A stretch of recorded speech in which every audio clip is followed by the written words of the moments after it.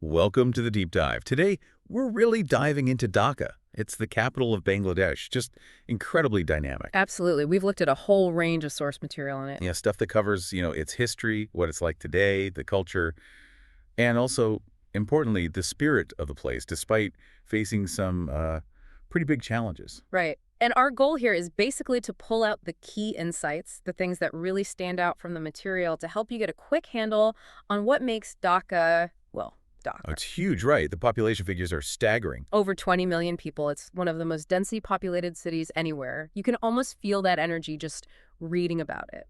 Okay, so where do we start? History seems like the place. The sources trace its importance back quite a way. Definitely. The material really points to the 17th century during the Mughal era as a key period. Right. It became this major trade center. And it was particularly famous for this incredibly fine fabric, muslin. Ah, muslin. I've read about that. So that gave it international recognition early on. Exactly. It was a luxury good, highly sought after, put Dhaka on the global stage centuries ago. You can still see echoes of that time in the city itself. You can. Yeah. The sources mention specific places like Laba Fort. It's actually unfinished, but still impressive. Okay.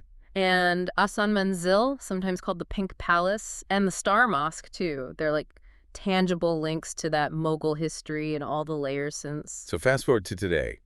The sources describe a real mix, don't they? Old and new jostling together. Very much so. You get these descriptions of, sleek skyscrapers going up right next to ancient temples or old colonial buildings. It's quite the visual. And is the economic heart of Bangladesh now. Unquestionably. The material calls it the economic engine. Driven by. Well, a huge part of that, mentioned repeatedly in the sources, is the garment industry. It's massive. Yeah, its role in exports and the economy seems central. It is. And beyond the economy, Dhaka is also the political center. The parliament's there, major universities. And cultural institutions, too, like the National Museum. Exactly. It's the hub in, well, pretty much every sense. Okay, let's shift to culture.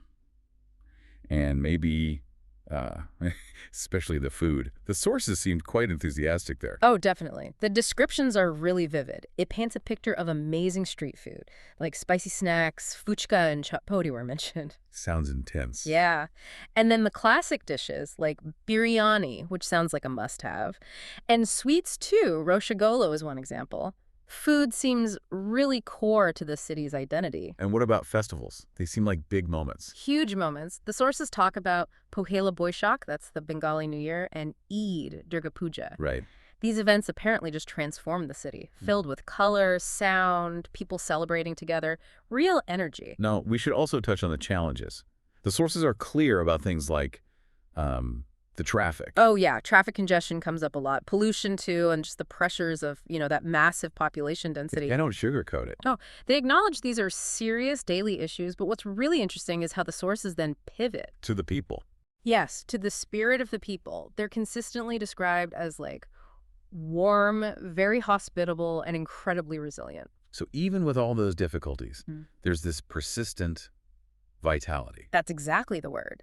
The sources mention life carrying on smiles, the constant buzz around tea stalls where everyone gathers, people telling stories. It's this powerful picture of resilience, thriving against the odds.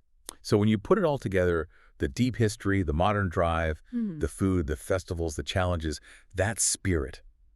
How do the sources sum up the Dhaka experience? They frame it as more than just a city you visit. It's something you experience. It hits you. How so? It's described as chaotic, definitely, but also charming. Overwhelming, for sure, but then unforgettable. Just being there, watching life happen, or seeing the sights, it leaves a mark. It's a city of contrasts, then.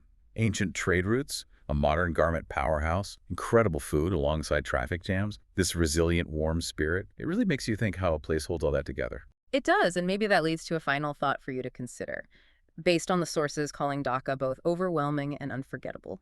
Okay. What does that combination tell us, about people, about our capacity to adapt, to thrive, to find connection and energy, even in some of the most challenging, intense urban places on Earth?